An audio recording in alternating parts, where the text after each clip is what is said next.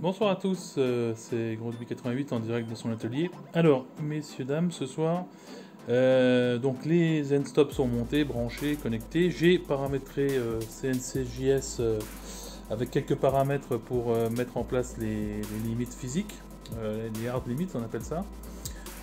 Donc ça se fait au niveau de CNJS dans la console, ici. Là.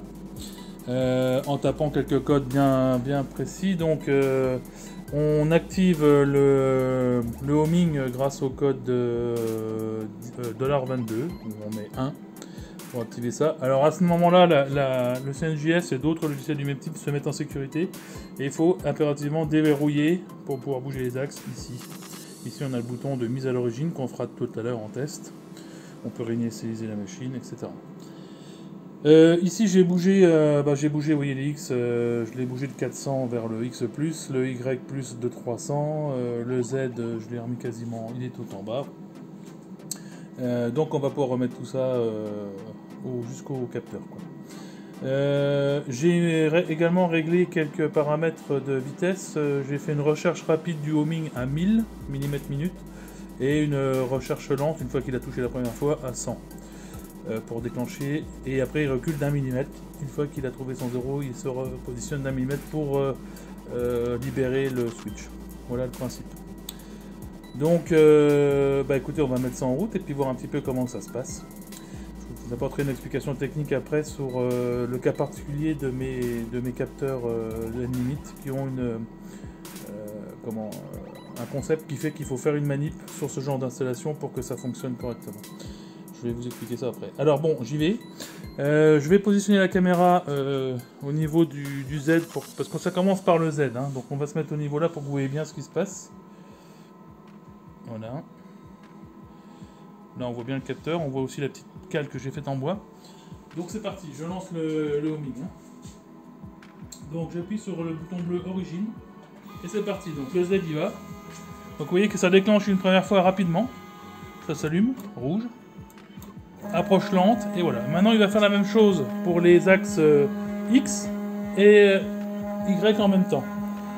Le premier arrivé va bloquer son axe, bien sûr. Je pense que ça va être Y en l'occurrence. Voilà. Clac. Voilà, il a déclenché, c'est allumé rouge. Et voici le X. Voilà. Approche lente et libère 1 mm. Voilà, nous sommes donc en position 0,0 et tout en haut pour le Z.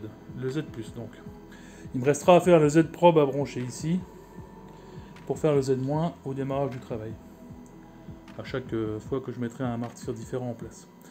Voilà, alors l'explication que je vais vous apporter, je vais déjà bouger un petit peu, remettre un petit peu de jeu dans les axes là, pour qu'on puisse voir un peu plus clair.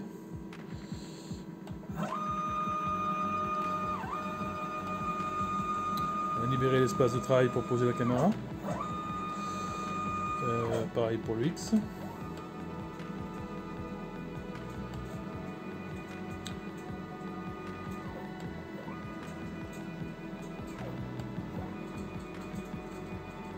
Et puis je vais mettre un petit peu de jeu de 30 mm dans le Z.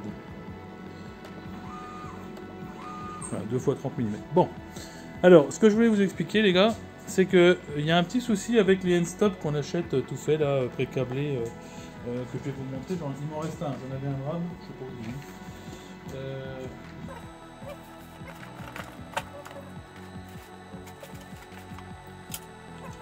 est. Alors, vous achetez en fait un kit comme ça qui est dans une enveloppe antistatique. Voilà, c'est ce produit là.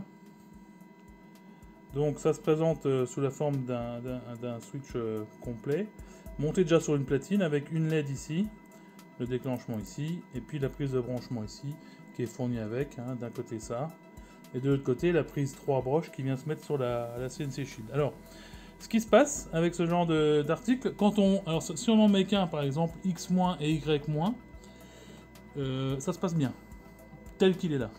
Hein. Il faut juste le brancher, connecter sur la CNC Shield et il n'y a pas de souci. Par contre, j'ai constaté un truc et je l'avais vu sur le forum anglais où j'avais trouvé l'info. Effectivement, ça m'est arrivé aussi. Quand vous en mettez deux, c'est-à-dire X+ X- et Y plus Y-, donc 2 sur chaque ligne. Il vous arrive un truc, c'est que quand il arrive en contact en bout de course, par exemple à X plus à fond, et ben ça plante tout l'Arduino. C'est-à-dire tout coupe. L'Arduino il perd le port-com, il perd tout et il s'arrête. C'est un hard reset quoi. Et puis vous ne retrouvez pas la connexion, il faut tout redémarrer. Donc j'ai mis un petit peu de temps à comprendre et puis à me rappeler que j'avais lu ça sur un forum anglais. Donc en fait la manip elle est simple. Elle consiste à prendre une pince coupante. Comme ça. Voilà. Et vous allez aller couper la patte du NC. Cette troisième patte ici, tout à droite. Vous la coupez en haut et en bas pour libérer complètement la patte. Il n'y a plus de contact en NC. Comme ça, en fait, ça évite le court-circuit. Parce qu'en fait, à cause de la LED, ça renvoie le 5 volts directement sur la carte Arduino, puis elle n'aime pas ça, visiblement. Donc, et ça l'a fait planter. Voilà. Le principe est là, a priori, d'après ce que j'ai pu comprendre, et ça a l'air effectivement de fonctionner depuis que j'ai supprimé cette patte, qui est la troisième ici, la NC, à supprimer. Voilà, messieurs, c'était l'info que je voulais vous donner ce soir. Alors, au niveau connexion sur la CNC Shield, en fait, j'ai pris tout simplement un fil du pont, comme ça, un côté femelle, ici. Je sais pas si ça fait le zoom, voilà, côté femelle. Vous coupez le fil ici, et vous venez le dénuder sur quelques centimètres, sur 2-3 cm, et vous prenez une barrette comme ça de connexion, type espacement 2,54 mm, ça. Vous en coupez 5-6 broches, et vous venez souder le câble ici, en dessous là, sur les 5 broches. Pourquoi faire ça? Bah, tout simplement, vous allez ponter ça avec la prise noire qui va de l'autre côté de ce truc là. Elle va venir en fait se brancher sur sur la troisième broche, le fil rouge sur cette broche là, ça vient chercher en fait le plus 5 volts que vous allez aller chercher sur la CNC Shield pour alimenter les LED en fait. Les LED qui s'allument en rouge quand il y a le contact ici là en haut.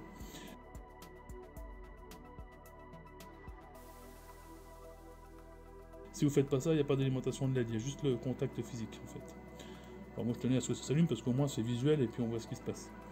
Et puis de l'autre côté, vous avez donc dans votre 3 broches, vous avez le signal noir, enfin le fil de signal vert et puis le ground de noir. Donc ils viennent se connecter sur X+, X-, sur la carte CNC Shield. Et vous mettez tout ça en parallèle. J'étais obligé de leur découper derrière le boîtier CNC Shield pour que cette barrette qui dépasse à l'arrière de la carte passe quoi. Hein. J'ai fait une espèce d'encoche pour pouvoir laisser sortir ça discrètement. Voilà les amis, bon bah écoutez, c'est à peu près tout ce que je pouvais vous dire sur cette installation de N-Stop. Encore une belle étape de franchie, ma foi. Maintenant, on va pouvoir vraiment usiner des choses. À partir du week-end prochain, je vais essayer de faire des tests de découpe ou des choses intéressantes avec cette machine. Voilà. En tout cas, je vous remercie beaucoup de suivre tout ça. Et puis, je vous tiens au courant pour la suite. A bientôt les amis, bonne soirée. Salut!